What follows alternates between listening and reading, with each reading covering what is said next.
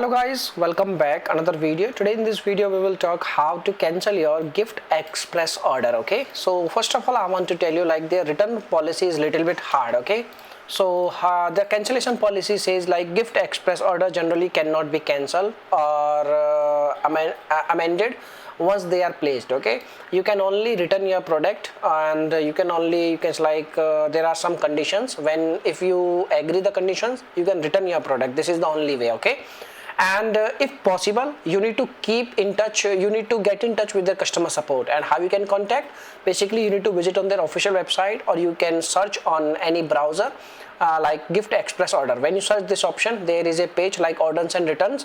You can visit on this page, and on this page you will see their phone numbers. You can also contact with their customer support. If possible, if you are a lucky person, then they will cancel your order online, but most of the cases they will not cancel your order once placed. Okay, so this is the thing though. So best thing you can do, you can try your luck, you can contact with the customer support team as soon as possible when you place your order. Okay, so this is the thing. Now if you have any other questions, you can make a comment. I will reply you very soon, and thanks for watching this video. Bye bye.